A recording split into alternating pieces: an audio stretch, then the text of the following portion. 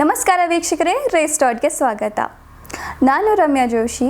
ಇವತ್ತು ನಮ್ಮ ಜೊತೆಯಲ್ಲಿ ಇದ್ದಾರೆ ಪ್ರತಿಭಾ ಸೌಂಚಿಮಠ. ಇವರು classic Mrs Asia international photogenic ಹಾಗೂ ಡೈರೆಕ್ಟರ್ ಮಿಸಸ್ ಇಂಡಿಯಾ ಕರ್ನಾಟಕ. ಬನ್ನಿ ಇವರನ್ನು ಮಾತಾಡ್ಸೋಣ. ನಮಸ್ಕಾರ ಮೇಡಮ್. ನಮಸ್ಕಾರ. ಸೊ ಮ್ಯಾಮ್, ಕಿಚನ್ನಿಂದ ಕ್ರೌನ್ ತನಕ ನಿಮ್ಮ ಜರ್ನಿ ಹೇಗೆ ಸ್ಟಾರ್ಟ್ ಆಯಿತು? ಅದು ನಿಮ್ಗೆ ಸಿಕ್ಕಾಕೊಂಡ್ಬಿಡ್ತಾ ವರ್ಡ್ನ ಕಿಚನಿಂದ ಕ್ರೌನ್ ಅಂಥೇಳಿ. ಭಾಳ ಜನ ಪ್ರಶ್ನೆ ಕೇಳಿದರು. ಕಿಚನಿಂದ ಕ್ರೌನ್ ಅಂತ ಯಾಕೆ ಹೆಸರು ಬಂದಿದೆ ಅಂದರೆ, ನಾನು ಮೊದಲು ಬಂದಿದ್ದು ಜಾಯಿಂಟ್ ಫ್ಯಾಮ್ಲಿಯಲ್ಲಿ ನಮ್ಮ ದಿನಕ್ಕೆ ಒಂದು 50 ಜನಕ್ಕಾದರೂ ಅಡುಗೆ ಮಾಡ್ತಾಯಿದ್ದೆ. ಸೊ ಆ 50 ಜನ ಬೆಳಗ್ಗೆಯಿಂದ ಸಾಯಂಕಾಲ ಅಡುಗೆ ಮಾಡಿಕೊಂಡು ಬೇರೆ ಏನೂ ಕೆಲಸ ಇಲ್ಲ, ಬರೀ ಮನೆಯಲ್ಲೇ ಕೆಲಸ ಮಾಡ್ಕೊಂಡು ಇದ್ದವಳು ನಾನು. ಒಮ್ಮೆ ಇದು ಪಾಜೆಂಟ್ ಜರ್ನಿ ಬಂದು ಕ್ವೀನ್ ಆದ್ನಲ್ಲ, ಅದಕ್ಕೋಸ್ಕರ ಈ ಹೆಸರು ಬಂದಿದ್ದು. ಹೇಳ್ತೀನಿ ಏನಂದರೆ, ಕಿಚನಿಂದ ಕ್ವೀನ್ಗೆ ಮನೆಯಲ್ಲಿ 50 ಜನಕ್ಕೆ ಅಡುಗೆ ಮಾಡ್ತಾ ಇರೋರು, ಹೋಗೋ ಬರೋ ಜನ ಎಲ್ಲ ಸೇರಿ ಒಂದು ದಿನಕ್ಕೆ ವಾರಕ್ಕೆ 100-200 ಜನ ಆಗ್ತಾಯಿತ್ತು. ಪ್ಲಸ್ ಏನಾಗೋದು, ನಮ್ಮ ಅತ್ತೆ ಮಾವ ಸ್ವಲ್ಪ ಸರ್ವಿಸ್ ಮೈಂಡೆಡ್. ಹೀಗಾಗಿ ಯಾರ್ದಾರು ಮದುವೆ ಮಾತುಕತೆ ಆಗಬೇಕಂದ್ರೆ, ಯಾವುದೋ ಮದುವೆ ಮುರಿತಾ ಇತ್ತಂದರೆ ಅದನ್ನು ಕೌನ್ಸಿಲ್ ಮಾಡಬೇಕಂದ್ರೆ ಎಲ್ಲ ನಮ್ಮ ಮನೆಗೆ ಬರೋರು. ಸೊ ಆಮೇಲೆ ಎಷ್ಟೋ ಜನ ಮದುವೆಗಳು ನಮ್ಮ ಮನೆಯಲ್ಲೇ ಫಿಕ್ಸ್ ಆಗೋದು. ಈ ಫಿಕ್ಸ್ ಆಗಿದ್ದ ಮದುವೆಗಳನ್ನ ಮಾಡ್ಸೋಕ್ಕೆ, ತಯಾರಿ ಮಾಡೋಕ್ಕೆ, ಎಲ್ಲ ಆರ್ಗನೈಸ್ ಮಾಡೋಕ್ಕೆ ಅದು ಮನೆಯವರೇ ಕುತ್ಕೊಂಡು ಮಾಡ್ತಾ ಇದ್ವಲ್ಲ, ನನ್ನ ಮನೆ ಹಿರೇ ಸೊಸೆ ಆಗಿಬಿಟ್ಟು ಅದು ಆಟೋಮೆಟಿಕ್ ಆಗಿ ಅದು ರೆಸ್ಪಾನ್ಸಿಬಿಲಿಟಿ ಬರ್ತಾ ಹೋಯಿತು. ಸೊ ನನಗೆ ಗೊತ್ತಾಗ್ಲಾರ್ದೆ ಈವೆಂಟ್ ಆರ್ಗನೈಸಿಂಗ್ ಏನು ನೀವು ಹೋಗಿ ಈವೆಂಟ್ ಕಾಲೇಜಸಲ್ಲಿ ಕಲಿತೀರಲ್ವ, ಅದು ನನ್ನ ಮನೆಯಲ್ಲೇ ಕಲ್ತ್ಬಿಟ್ಟೆ. ಆದರೆ ಅದಕ್ಕೊಂದು ಕಾಲು ಹೆಜ್ಜೆ ಮನೆ ಹೊರಗಡೆ ಇಟ್ಟಿರಲಿಲ್ಲ. ಆಮೇಲೆ ನಾನು ಬಂದಿದ್ದು ಬೆಂಗಳೂರಿಗೆ. ನಮ್ಮ ಹಸ್ಬೆಂಡ್ ಟ್ರಾನ್ಸ್ಫರ್ ಆದಮೇಲೆ ಇಲ್ಲಿ ಬಂದಮೇಲೆ ಇಲ್ಲಿದೊಂಥರ ಜರ್ನಿ ಬೇರೆ ಶುರು ಆಯಿತು. ಆದರೆ ನಾನು ಬರೀ ಮಕ್ಕಳನ್ನ ಸ್ಕೂಲಿಗೆ ಕರ್ಕೊಂಡು ಹೋಗೋದು, ಅವ್ರಿಗೆ ಸ್ಪೋರ್ಟ್ಸು ಡ್ಯಾನ್ಸ್ ಕರ್ಕೊಂಡು ಹೋಗೋದು ಬಿಟ್ಟರೆ ನಾನು ಬೇರೆ ಐ ಹ್ಯಾಡ್ ನಾಟ್ ಡನ್. ಒಂದೇ ನನ್ನ ದಾರಿ ಬಿಟ್ಟು ಹೋಗಿದ್ದಂದರೆ, ನಾನು ಶ್ಯಾಮಕ್ ಡವರ್ ಡ್ಯಾನ್ಸ್ ಕ್ಲಾಸಲ್ಲಿ ಸೇರಿಕೊಂಡೆ. ನಂಗೆ ಡ್ಯಾನ್ಸ್ ಅಂದರೆ ತುಂಬ ಇಷ್ಟ. ಸೊ ಅದು ಹಿಂಗೋ ಕಲಿಬೇಕು ಅಂತ ಮನೆಯಲ್ಲಿ ಡ್ಯಾನ್ಸ್ ಅಂದರೆ ಆ್ಯಬ್ಸಲ್ಯೂಟ್ಲಿ ನೋ ಬಿಡ್ತಾ ಇರಲಿಲ್ಲ.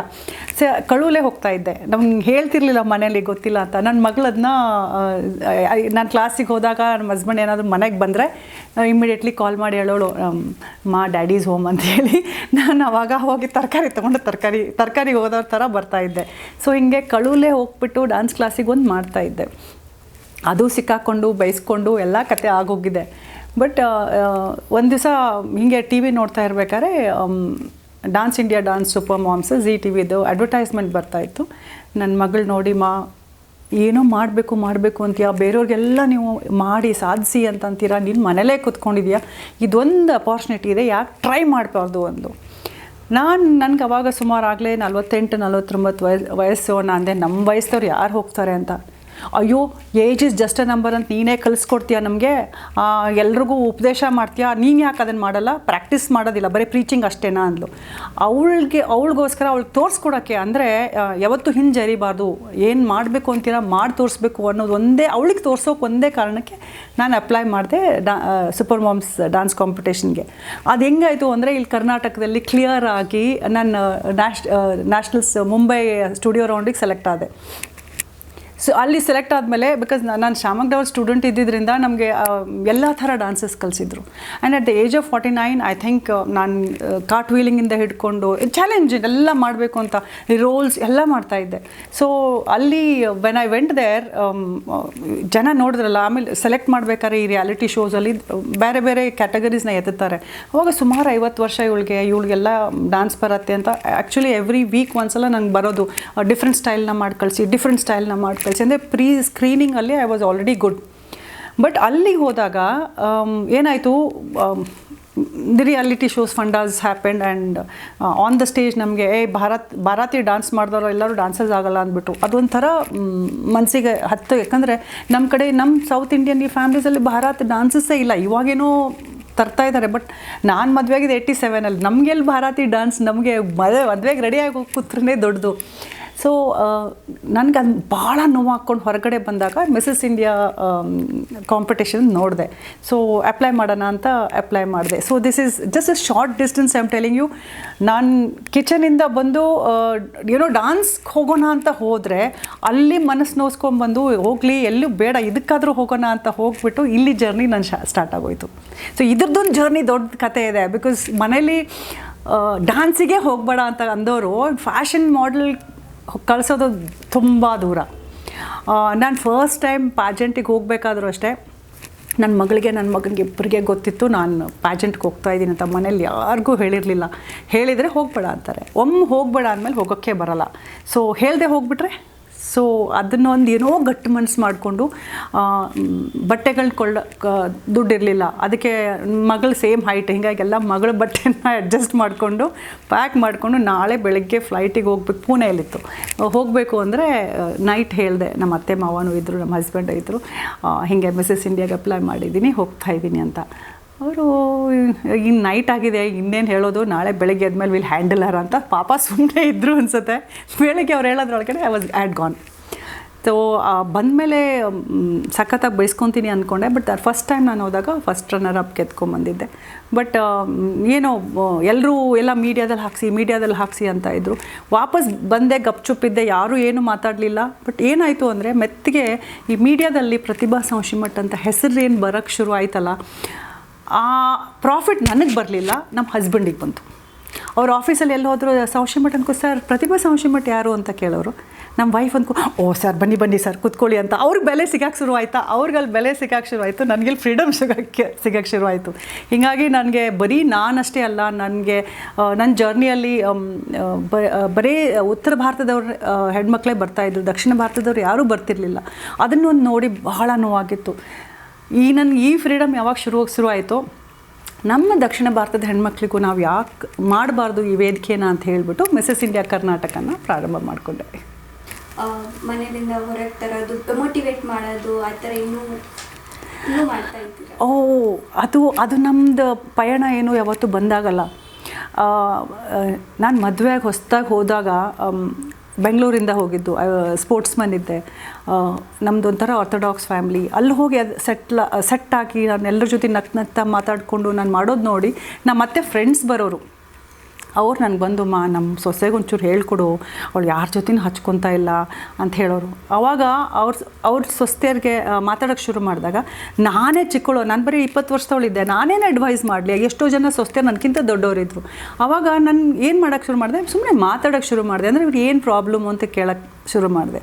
ಅದೇನು ಟೆಕ್ನಿಕ್ ಸ್ಟಾರ್ಟ್ ಆಯ್ತಲ್ವ, ಅಂದರೆ ಎರಡೂ ಫೇಸ್, ಅಂದರೆ ಅತ್ತೆ ಕಡೆ ಪ್ರಾಬ್ಲಮ್ ಏನು, ಸೊಸೆ ಕಡೆ ಪ್ರಾಬ್ಲಮ್ ಏನು, ಎರಡನ್ನೂ ನೋಡಿಕೊಂಡು ಆಮೇಲೆ ಅವ್ರಿಗೆ ಹೇಳೋಕ್ಕೆ ಶುರು ಮಾಡಿಕೊಂಡೆ. ಅದು ಬರೀ ಪರಿಚಯ ಇದ್ದಿದ್ದು ಫ್ಯಾಮ್ಲೀಸಲ್ಲಿ ಆಗ್ತಾಯಿತ್ತು. ಆದರೆ ಈ ಮಿಸಸ್ ಇಂಡಿಯಾ ಕರ್ನಾಟಕ ನಾನು ಯಾವಾಗ ಶುರು ಮಾಡಿಕೊಂಡೆ, ಇವಾಗ ನನಗೆ ಕರ್ನಾಟಕದಾದ್ಯಂತ ನಂಗೆ ಹೆಣ್ಮಕ್ಳು ಫೋನ್ಸ್ ಬರುತ್ತೆ.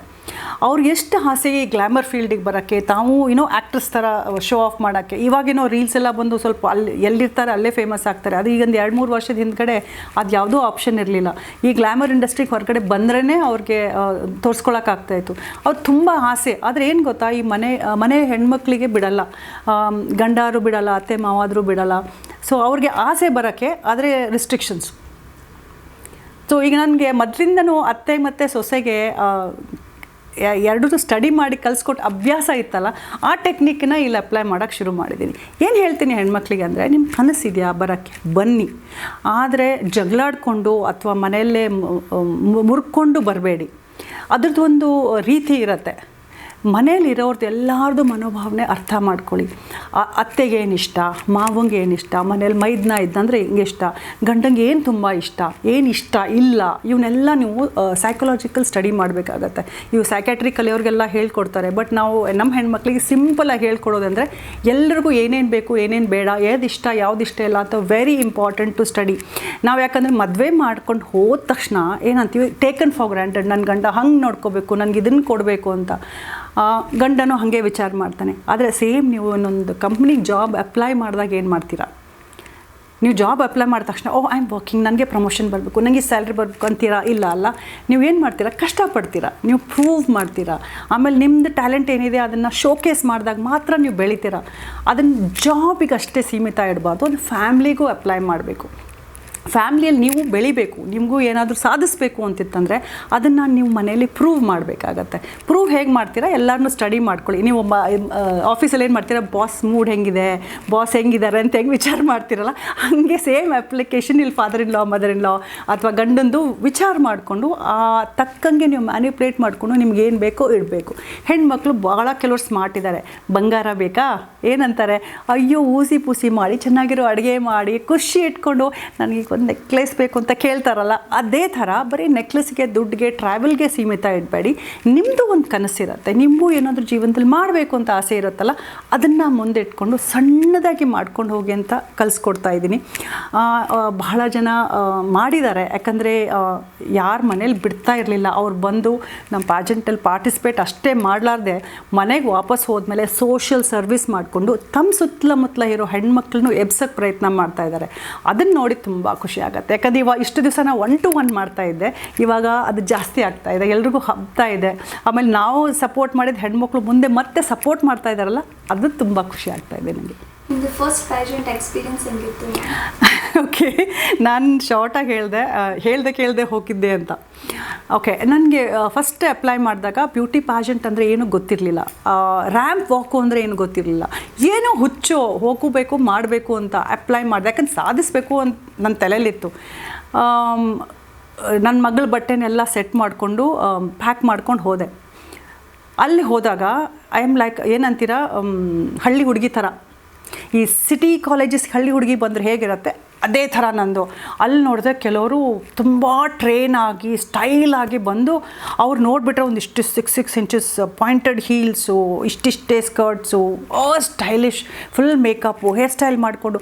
ನಾವು ಸುಮ್ಮನೆ ಹಿಂಗೆ ಹೇರ್ ಸ್ಟೈಲ್ ಮಾಡ್ಕೊಂಡು ಹೋಗಿ ಸುಮ್ಮನೆ ನಾರ್ಮಲ್ ಬಟ್ಟೆ ಹಾಕ್ಕೊಂಡು ಹೋದವರು. ಹೀಲ್ಸ್ ಬೇಕು ಅಂತ ಗೊತ್ತು, ನಾರ್ಮಲ್ ಹೀಲ್ಸ್ ತೊಗೊಂಡು ಹೋಗಿದ್ವಿ. ಅವ್ರು ನೋಡಿದ ತಕ್ಷಣ ಹೆಂಗೆ ಅನಿಸ್ಬಿಡ್ತು ಗೊತ್ತಾ, ಹೆಂಗೆ ಮುದ್ರಕೊಂಬಿಡೋಣ ಅನಿಸ್ಬಿಡ್ತು. ಯಾಕಂದರೆ ಕಾನ್ಫಿಡೆನ್ಸ್ ಇಲ್ಲ, ಅವ್ರನ್ನೆಲ್ಲ ನೋಡಿದ ತಕ್ಷಣ ಯಪ್ಪ ಎಲ್ಲಿ ಬಂದುಬಿಟ್ಟೆ ನಾನು ಅಂತ. ಆದರೆ ನಾನು ಒಬ್ಬಳೇ ಇರಲಿಲ್ಲ, ನನ್ನ ಥರ ಒಂದು 15-20 ಜನ ಅದೇ ಥರ ಇದ್ದರು.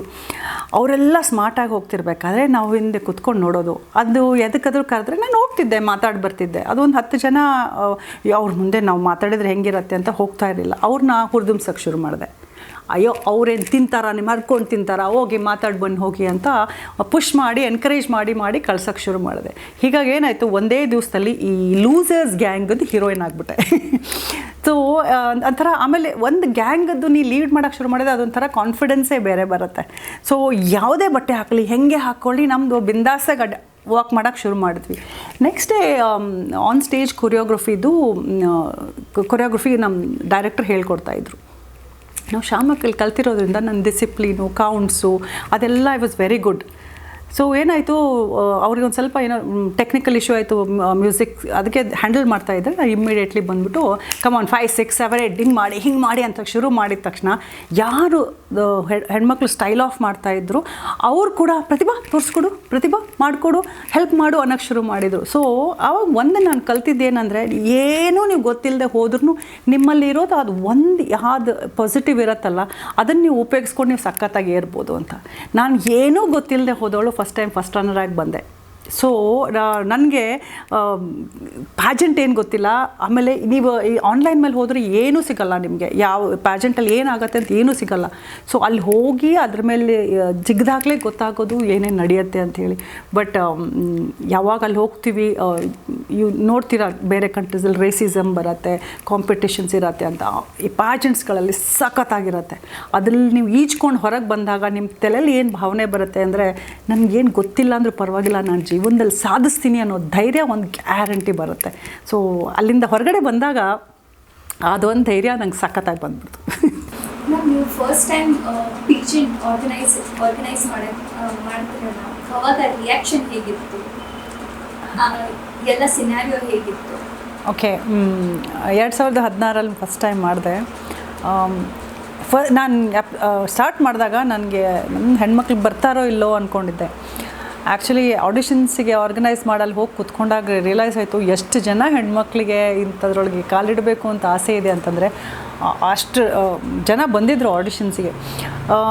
ಆ ಸಲ ಸ್ಟೇಟ್ ಫೈನಲ್ಸ್ ನಾವು ಮಾಡಿದಾಗ ನಮ್ಮದು ಬರೀ ಕಂಟೆಸ್ಟೆನ್ಸ್ ಮಟ್ಟಿಗಲ್ಲ, ನಾವು ಈ ಥರ ಪ್ಯಾಜೆಂಟ್ ಆರ್ಗನೈಸ್ ಮಾಡ್ತಿದ್ದೀವಿ ಅಂದರೆ ನಾನು ಶೋ ಮಾಡಿದಾಗ ನಮ್ಗೆ ಇನ್ನೊಂದು ಫಸ್ಟ್ ಟೈಮ್ ಮಾಡ್ತಿರೋದ್ರಿಂದ ನಮಗೆ ಏನಿತ್ತಂದರೆ ಜನ ನೋಡೋಕ್ಕೆ ಬರ್ತಾರೋ ಇಲ್ಲೋ ಅಂತ, ಆಡಿಯನ್ಸ್ ಆಲ್ಸೋ ವೆರಿ ಇಂಪಾರ್ಟೆಂಟ್ ಅಲ್ಲ ಅಂತ. ನಾನು ಸುಮಾರು 100-150 ಬರ್ಬೋದು, ಯಾಕಂದರೆ ಅದು ಕಂಟೆಸ್ಟೆನ್ಸ್ ಯಾರಿದ್ರು ಅವರು ಫ್ಯಾಮಿಲಿ ರಿಲೇಟಿವ್ಸ್ ಬರ್ತಾರೆ ಅಂತ ಪ್ಲ್ಯಾನ್ ಮಾಡ್ಕೊಂಡು ನಾನು ಇವೆಂಟ್ ಆರ್ಗನೈಸ್ ಮಾಡಿದರೆ ಫಸ್ಟ್ ಟೈಮೇ 1000 ಪೀಪಲ್ ಬಂದರು. ನನಗೆ ಅದು ಪೂಲ್ ರೌಂಡ್ ಮಾಡಿದ್ವಿ ಕುತ್ಕೊಳ್ಳೋಕ್ಕೆ, ಅದು ನೋಡಿದ್ರೆ ಫುಲ್ ಅದನ್ನು ನೋಡಿನೇ ಖುಷಿಯಾಗೋಯ್ತು. ಬಟ್ ಫಸ್ಟ್ ಟೈಮ್ ಮಾಡ್ತಿರೋದ್ರಿಂದ ಇಟ್ ವಾಸ್ ಎಲ್ಲ ಡಿಲೇ ಹಾಕ್ಕೊಂಡೋಯ್ತು. Big stars had come, like ಕಿರ್ಮಾನಿಯವ್ರು ಬಂದಿದ್ದರು ಎಲ್ಲ. ನನಗೆ ಅವಾಗಿನ VIPs ಕರೆಸ್ಬೇಕು ಅಂತಲೂ ಗೊತ್ತಿರಲಿಲ್ಲ. But I learned it.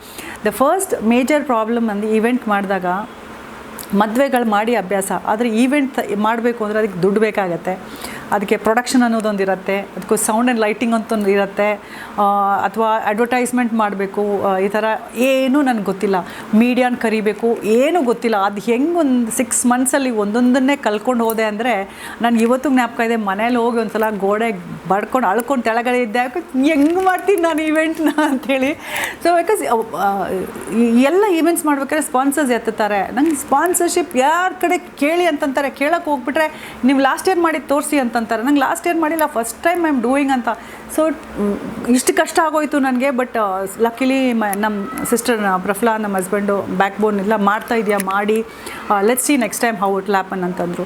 ಒಬ್ಬೊಬ್ಬರೇ ನಾನು ಯಾರ್ಯಾರಿಗೂ ಕಾನ್ಸೆಪ್ಟ್ ಹೇಳ್ತೀನಲ್ಲ, ಎಲ್ಲರೂ ವಾವ್ ನೈಸ್ ಕಾನ್ಸೆಪ್ಟ್ ಅಂತ ಬರೋಕ್ಕೆ ಶುರು ಮಾಡಿದರು. ಅದಕ್ಕೆ ದುಡ್ಡಿಲ್ಲ ಅಂದ ತಕ್ಷಣ ಓಡೋಗೋಕ್ಕೆ ಶುರು ಮಾಡಿದರು. ಸೊ ಆ ಬರೋದು ಹೋಗೋದ್ರೊಳಗಡೆ ಒಂದು ಕೆಲವು ಜನ ದೇ ಸ್ಟಾಕ್ ವಿತ್ ಮಿ. ಯಾರಂದರೆ ನಮ್ಮದು ಪ್ರೊಡಕ್ಷನ್ ಪರ್ಸನ್ ಸಿದ್ದಿಕ್ ಅಂತ ಹೇಳ್ಬಿಟ್ಟು, ನಂದು PR ದಿವ್ಯಾ ಅಂತ ಹೇಳಿ ಬಂದರು. ಸೊ ಇವರು ಅದು ಹೆಂಗೆ ದೋಸ್ತಿ ಆಯಿತು, ಈಗ ಲೈಫ್ ಟೈಮ್ ನನ್ನ ದೋಸ್ತಿ ಆಗಿದೆ. ನಮ್ಮ ಮೇಕಪ್ ಪರ್ಸನ್ ನಾನು ಫಸ್ಟ್ ನಾನು ಕಿರೀಟಾಗಿ ಎತ್ಕೊಂಬಂದಾಗ ಮೇಕಪ್ ಮಾಡಿದ ಮಂಜುನಾಥ್ ಅವರೆಲ್ಲ ಮೇಡಮ್ ನಾವಿದ್ದೀವಿ, ನಿಮ್ಮ ಜೊತೆ ಸಪೋರ್ಟ್ ಮಾಡ್ತೀವಿ ಅಂತ ಬಂದರು. ಅದು ಒಂದು ಪ್ರೋಗ್ರಾಮ್ ಮಾಡಿ ಮೀಡಿಯಾದವ್ರಿಗೆ ಒಂದು ಪ್ರೆಸ್ ರಿಲೀಸ್ ಕಳಿಸಿದರೆ ಸಾಕು, ಎಲ್ಲ media was there, every media. TV9 ಅಂತೂ ಒಂದು ಐ ಥಿಂಕ್ ಲೈವ್ ಮಾಡಿದ್ರು, ಎಲ್ಲ ಮೀಡಿಯಾದವ್ರು ಇದರಲ್ಲಿ. ಸೊ ಏನಾಗಿತ್ತು, ಒಂದೇ ಬರ್ಸ್ಟ್ ಆಗೋಯ್ತು. ಇದು ಮಿಸ್ಸಸ್ ಆಗೋ ಒಂದು ಪ್ಯಾಜೆಂಟ್ ಇದೆ, ಹೆಣ್ಮಕ್ಳು ಬರೀ ಮನೇಲಿ ಕೂತ್ಕೊಳ್ಳೋದಿಲ್ಲ, ಮನೇಲಿ ಅಡುಗೆ ಮಾಡ್ತಾಯಿಲ್ಲ, ರ್ಯಾಂಪಲ್ಲೂ ವಾಕ್ ಮಾಡ್ತಾ ಇದ್ದಾರೆ ಅಂತ ಅನ್ನೋದು ಒಂದು ಹೈಪ್ ಆಗೋಗ್ಬಿಡ್ತು. 2017 ಓರಾಯನ್ ಮಾಲ್ ಔಟ್ಡೋರಲ್ಲಿ ಮಾಡಿದ್ವಿ. ಎಲ್ಲರೂ ಔಟ್ಡೋರಲ್ಲಿ ಮಾಡಿ ಚೆನ್ನಾಗಿರತ್ತೆ ಅಂತಂದು. ಸೊ ಪ್ಲ್ಯಾನ್ ಮಾಡಿ ಸ್ಯಾಟರ್ಡೇ ಮಾಡೋಣ, ಸೊ ಗ್ರ್ಯಾಂಡಾಗಿರುತ್ತೆ ಅಂತ ಮಾಡಿದ್ವಿ. ಯಾಕಾದರೂ ಹೊರಗಡೆ ಮಾಡಿದ್ವಿ, ಸ್ಯಾಟರ್ಡೇ ಮಾಡಿದ್ವಿ ಅನ್ನೋಷ್ಟು ಆಡಿಯನ್ಸ್ ಬಂದುಬಿಟ್ಟು ಸುಮಾರು ಒಂದು 10,000 ಜನ ತನಕ ಬಂದಿರಬೇಕು. ಜಗಳ, ನಾನು ಮುಂದೆ ಬಂದು ನಿಂತ್ಕೊತೀನಿ ಅಂತ. ನಮ್ಮದು ಮಿಸಸ್ ಇಂಡಿಯಾ ಕರ್ನಾಟಕ ಅಲ್ಲಿಗೆ ಸೂಪರ್ ಹಿಟ್, ಎಲ್ಲ ಕಡೆ ಎಲ್ಲ ಜನಕ್ಕೂ ತಲುಪಿಬಿಡ್ತು. ಬಟ್ ಆರ್ಗನೈಸ್ ಮಾಡೋರು ನಮಗೆ ಅಷ್ಟು ಜನನ ಹಿಡಿಯೋಕ್ಕೆ ಪ್ರಿಪೇರ್ ಆಗಿರಲಿಲ್ಲ. ಪಬ್ಲಿಕ್ ಫಂಕ್ಷನ್ಸ್ ಮಾಡಿದವ್ರು ಪ್ರಿಪೇರ್ ಆಗ್ತಾರೆ, ನಾವು ಹೆಣ್ಮಕ್ಳಿಗೋಸ್ಕರ ಮಾಡ್ತಿರ್ತಾರೆ, ಕ್ಲೋಸಾಗಿ ಮಾಡಬೇಕು ಅಂತ. ಬಟ್ ಯಾರು ಹೆಣ್ಮಕ್ಳಿಗೆ ಅಂತ ಹೋಗ್ತಾ ಇದ್ವಿ, ಒಮ್ಮೆ ಅಲ್ಲಿ ಗೆದ್ದವರೆಲ್ಲ ಸ್ಟಾರ್ಸ್ ಆಗೋಕ್ಕೆ ಶುರು ಆಗಿಬಿಟ್ರು. ಗೆದ್ದುಬಿಟ್ಟು ಹೋಗಿ ನ್ಯಾಷನಲ್ಸಿಗೆ ಹೋಗಿ ಇಂಟರ್ನ್ಯಾಷನಲ್ಸ್ಗೆ ಹೋಗಿ ನಮ್ಮ ಕರ್ನಾಟಕಕ್ಕೆ ಹೆಮ್ಮೆ ತರೋಕ್ಕೆ ಶುರು ಆಯಿತು. ಆದರೆ ಪ್ಯಾಜೆಂಟ್ ಆರ್ಗನೈಸಿಂಗ್ ಮಾಡೋದಂದರೆ ಹೆಂಗೆ, ಎಷ್ಟು ABCಡಿಂದ ಶುರು ಮಾಡಿಕೊಂಡೆ ಕಲಿತೆ ಅಂದರೆ, 1-2 ವರ್ಷದಲ್ಲೇ ಬೇರೆ ಪ್ಯಾಜೆಂಟ್ ಮಾಡೋರು ನನಗೆ ಕನ್ಸಲ್ಟೇಷನ್ಗೆ ಬರೋಕ್ಕೆ ಶುರು ಮಾಡಿದರು. ಮ್ಯಾಮ್ ಹೆಂಗೆ ಶುರು ಮಾಡ್ಕೋಬೇಕು, ಯಾವ ಥರ ಮಾಡಬೇಕು ಅಂತ. ಸೊ ಎಷ್ಟೋ ಮೀಡಿಯಾ ಹೌಸಸ್ಗೂ ನಾನು ಹಿಂಗೆ ಈವೆಂಟ್ಸ್ ಮಾಡಿಕೊಟ್ಟೆ. ಯಾಕಂದರೆ ಏನೂ ಗೊತ್ತಿಲ್ಲದೆ ಶುರು ಮಾಡಿ ಎಲ್ಲ ಕಷ್ಟಪಟ್ಟು ಕಲ್ತಿದ್ರಿಂದ ಇವಾಗ ನೀವು ಎಂಥದೇ ಕಷ್ಟ ನನಗೆ ಹಾಕಿ ಈವೆಂಟ್ಸ್ ಮಾಡ್ಬೇಕಾದ್ರೆ ಅದನ್ನು ಸಾಲ್ವ್ ಮಾಡೋ ಶಕ್ತಿ ಇದೆ. ಫಿಲ್ಮ್ಸ್ ಬ್ಯೂಟಿ ಪೇಜೆಂಟ್ ಆಗಿದ ತಕ್ಷಣವೇ ಫಿಲ್ಮ್ಸ್ ಆಫರ್ಸ್ ಬರೋದು ಶುರು ಆಗಿತ್ತು. ಸೊ ಆ ಫೀಲಿಂಗ್ಸ್ ಹೆಂಗಿತ್ತು? ಆ್ಯಕ್ಚುಲಿ ಬ್ಯೂಟಿ ಪ್ಯಾಜೆಂಟ್ ಆದ ತಕ್ಷಣ ಫಿಲ್ಮ್ ಆಫರ್ಸ್ ಬಂದಿಲ್ಲ. ಆಮೇಲೆ ಫಿಲ್ಮ್ ಪ್ಯಾಜೆಂಟ್ ಕ್ವೀನ್ ಗೆದ್ದು ರಾಣಿಯರ್ ಆದ್ವಿ ಅಂದ ತಕ್ಷಣ ಯಾರೂ ನಿಮ್ಗೆ ಫಿಲ್ಮ್ಸು ಕೊಡೋಲ್ಲ. ಯಾಕಂದರೆ ಫಿಲ್ಮ್ಸಿಗೆ ಬೇಕಾಗಿರೋದು ಆ್ಯಕ್ಟಿಂಗ್ ಸ್ಕಿಲ್ಸ್. ನೀವು ಪ್ಯಾಜೆಂಟಲ್ಲಿ ರ್ಯಾಂಪ್ ವಾಕ್ ಮಾಡಿಬಿಟ್ಟಿದ್ದೀನಿ, ನಾನು ಚೆನ್ನಾಗಿದ್ದೀನಿ ಅಂದ ತಕ್ಷಣ ನಿಮ್ಗೆ ಯಾರಿಗೂ ಸಿಗೋಲ್ಲ. ನೀವು ಐಶ್ವರ್ಯ ರಾಯಿಂದ ಹಿಡ್ಕೊಂಡು ಪ್ರಿಯಾಂಕಾ ಚೋಪ್ರಾ ತನಕ ನೋಡಿ, ಅವರು ಬರೀ ಮಿಸ್ ವರ್ಲ್ಡ್ ಗೆದ್ದಿದ್ದಕ್ಕೆ ಅಂತ ಅವ್ರಿಗೆ ಸಿಕ್ಕಿಲ್ಲ. ಅವರು ಅದನ್ನ ಆ್ಯಕ್ಟಿಂಗ್ ಸ್ಕಿಲ್ಸು ಕಲ್ತು ಬಂದಿದ್ದಾರೆ. ಅವರು ತಮ್ಮನ್ನು ಹೇಗೆ ಮಾರ್ಕೆಟ್ ಮಾಡ್ಕೋಬೇಕು ಅಂತ ಕಲ್ತು ಬಂದಿದ್ದಾರೆ. ಸೊ ನಿಮ್ಮನ್ನು ನೀವು ಬಂದ ತಕ್ಷಣ ನಾನು ಇಲ್ಲಿ ಇದ್ದೀನಿ, ನನಗೆ ಟ್ಯಾಲೆಂಟ್ ಇದೆ ಅಂತ ನೀವು ತೋರಿಸ್ಕೊಂಡ್ರೆ ಮಾತ್ರ ಸಿಗುತ್ತೆ. ನನಗೆ ಫಿಲ್ಮ್ಸ್ ಹೇಗೆ ಸಿಕ್ತು, ಇಟ್ಸ್ ಆಲ್ ಕೋಇನ್ಸಿಡೆನ್ಸ್. ನಾನು ಮೊದಲನೇ ಫಿಲ್ಮು ತಮಿಳಲ್ಲಿ ಮಾಡಿದ್ದೀನಿ ಕನ್ನ ಅಂತೇಳಿ, ಅದು ಶಿವಕಾರ್ತಿಕೇಯನ್ ಮೂವಿ. ಅದು ಹಿಂಗೆ ಪರಿಚಯ ಇದ್ದವ್ರು ಯಾರೋ ಒಬ್ಬರು ಅವ್ರಿಗೆ ಹಿಂದಿ ಸ್ಪೀಕಿಂಗ್ ಯಾರೋ ಆರ್ಟಿಸ್ಟ್ ಬೇಕು, ನೀವು ಮಾಡ್ತೀರಾ ಅಂತ ಕೇಳಿದರು. ಸೊ ನಾನು ಓಕೆ ಮಾಡೋಣ ಅಂತ ಹೇಳಿ ಹೋದೆ. ಅಲ್ಲಿಂದ ನನಗೆ ಅದೇ ಫಸ್ಟ್ ನನ್ನ ತಮಿಳ್ ಫಿಲ್ಮ್ ನಾನು ಮಾಡಿದ್ದು. ಕನ್ನಡ ಫಿಲ್ಮ್ಸು ನನಗೆ ಯಾವುದೂ ಇನ್ನೂವರೆಗೂ ಹಂಗೆ ಸಖತ್ತಾಗಿ ಆಫರ್ಸ್ ಬಂದಿಲ್ಲ. ಆದರೆ ಒಂದು ನಾನ್ ಕಮರ್ಷಿಯಲ್ ಮೂವಿ ನಾನು ಕುಸುಮ ಅಂತ ಕೃಷ್ಣೇಗೌಡ್ರ ಮೂವಿ ಮಾಡಿದರು. ಅದಕ್ಕೆ ಇನ್ನೊಬ್ಬರು ಡೈರೆಕ್ಟರ್ ಅಶೋಕ್ ಅವ್ರು ಅಂತ ಹೇಳ್ಬಿಟ್ಟು ನೀವು ಮಾಡ್ತೀನಮ್ಮ ಅಂತಂದರು. ಸರ್ ಮಾಡ್ತೀನಿ ಅಂತಂದೆ. ಸೊ ಅದಕ್ಕೆ ಹೋಗ್ಬಿಟ್ಟು ಒಂದು ಐ ಥಿಂಕ್ 2 days ಶೂಟ್ ಅಷ್ಟೇ ನಾವು ಮಾಡಿದ್ದು. ಬಟ್ ಡೈರೆಕ್ಟರು ಹಿಂಡಿ ನಮ್ಮ ಕಡೆ ಕೆಲಸ ತಗೋಸ್ಕೊಂಡ್ರು. ನಾವು ಹಿಂಗೆ ಬೇಕಂದ್ರೆ ಹಿಂಗೆ ಬೇಕು ಅಂತ. ಐ ಆಮ್ ಅನ್ಟ್ರೈನ್ಡ್, ನಾನು ಥಿಯೇಟ್ರು ಮಾಡಿಲ್ಲ ಅಲ್ಲ, so I am untrained. But ಅವ್ರು ಹೇಗೆ ಹೇಳಿದ್ರು ಆ ಥರ ಕೊಟ್ಟೆ. ಒಂದೇ ಸಕ್ಸಸ್ ಏನಂತಂದರೆ ಆ ಸಿನಿಮಾ ಒಂದು 3-4 ಅವಾರ್ಡ್ಸ್ ಗೆದ್ದಿದೆ. ಹೋದ ವರ್ಷದ ಬೆಂಗಳೂರು ಫಿಲ್ಮ್ ಫೆಸ್ಟಿವಲಲ್ಲಿ ಬೆಸ್ಟ್ ಕನ್ನಡ ಫಿಲ್ಮ್ ಅವಾರ್ಡು ಬಂತು. ಆಮೇಲೆ ನಮ್ಮ ಲೀಡ್ ಹೀರೋಯಿನ್ ಒಂದು ಫ್ರಾನ್ಸ್ ಫಿಲ್ಮ್ ಫೆಸ್ಟಿವಲಲ್ಲಿ ಬೆಸ್ಟ್ ಆ್ಯಕ್ಟ್ರೆಸ್ ಅವಾರ್ಡ್ ಬಂತು ಅವಳಿಗೆ, ಗ್ರೀಷ್ಮಾಂಗೆ. ಸೊ ನನಗೆ ಜಾಸ್ತಿ ಕಮರ್ಷಿಯಲ್ ಫಿಲ್ಮ್ ಯಾವುದೂ ಆಫರ್ ಬಂದಿಲ್ಲ. ಬಟ್ ಯಾವ್ದು ಬಂದಿದೆ, ಎಲ್ಲಿ ಮಾಡಿದ್ದೀನಿ, ಅದು ಚೆನ್ನಾಗಿ ಮಾಡಿದ್ದೀನಲ್ಲ, ಅದು ಫಿಲ್ಮ್ ಫೆಸ್ಟಿವಲಲ್ಲಿ ಶೋಕೇಸ್ ಮಾಡ್ತಾಯಿದ್ರು. ನಾನು ಕೂತ್ಕೊಂಡಿದ್ದೆ. ನಾನು ಎದ್ದು ಬರ್ಬೇಕಾದ್ರೆ ಆಡಿಯನ್ಸ್ ರಿಯಾಕ್ಷನ್ಸ್ ಇರುತ್ತಲ್ಲ, ಒಬ್ಬನು ಬಂದು ನಿನ್ನ ಗಂಡ ಹಂಗಿದ್ರೆ ನೀನು ಏನಮ್ಮ ಮಾಡ್ತೀಯಾ ಪಾಪ ಅಂದರೂ ನೀನು ಗಟ್ಟಿಮುಟ್ಟ ಹೆಣ್ಮಗಳು ಅಂತಂದರು. ಅಂದರೆ ಆ ಕ್ಯಾರೆಕ್ಟರ್ ನನಗೆ, ನಾನು ಪ್ರತಿಭಾ ಅಂತ ಅವ್ರು ನೋಡಲಿಲ್ಲ, ಅಲ್ಲಿ ನನ್ನ ಕ್ಯಾರೆಕ್ಟರ್ ಅಂತ ನೋಡಿದ್ರಲ್ಲ, ಅದು ನಂದು ಇಷ್ಟು ಖುಷಿ ಆಗೋಯ್ತಂದರೆ, ಈ ಜಾಸ್ತಿ ಫಿಲ್ಮ್ಸ್ ಮಾಡಿಲ್ಲ ಅಂದರೆ ಆ ಒಂದು ಫಿಲ್ಮಲ್ಲಿ ಆ ಥರ ಒಬ್ಬರು ಬಂದು ಹೇಳಿದ್ರು ಸಾಕು, ಸಂತೋಷ ಆಗೋಯ್ತು ನನಗೆ. ಆ ಫಿಲ್ಮ್ ರಿಲೀಸ್ ಆಗಿದ್ಮೇಲೆ ನಿಮ್ಮ ಮನೇಲಿ ರಿಯಾಕ್ಷನ್ ಆಗಿತ್ತು? ಓಕೆ, ಫ್ಯಾಮ್ಲಿ, ನಮ್ಮ ಅಮ್ಮ, ನಮ್ಮ ಸಿಸ್ಟರ್, ನಮ್ಮ ಹಸ್ಬೆಂಡ್ ಕರ್ಕೊಂಡು ಹೋಗಿದ್ದೆ. ಅದನ್ನು ನೋಡಿದ ಮೇಲೆ ನಮ್ಮ ಅಮ್ಮಗಂತೂ ಹೆಮ್ಮೆ, ನನ್ನ ಮಗಳು ಮಾಡಿಬಿಟ್ಲು ಅಂಥೇಳಿ. ನನ್ನ ಗಂಡಂದು ಹೇಳಿದ್ದು ಒಂದೇ ಮಾತು, ನಿಂಗೆ ಆ್ಯಕ್ಟಿಂಗು ಬರುತ್ತೆ, ಅಡ್ಡಿ ಇಲ್ಲ ಅಂತ. ನೀನು ಮನೇಲಿ ಆ್ಯಕ್ಟಿಂಗ್ ಮಾಡ್ತೀಯ ಅಂತ ತಿಳ್ಕೊಂಡಿದ್ದೆ, ಸ್ಕ್ರೀನ್ ಮುಂದೆನೂ ಮಾಡ್ತೀಯಾ ಅಂತಂದರು. ಅದು ಅವಾಗ ಅಂದ್ಕೊಂಡೆ, ಮನೇಲೂ ಆ್ಯಕ್ಟಿಂಗ್ ಮಾಡೋದು ಗೊತ್ತಾಗಿದೆ ಇವ್ರಿಗೆ ಅಂತೇಳಿ.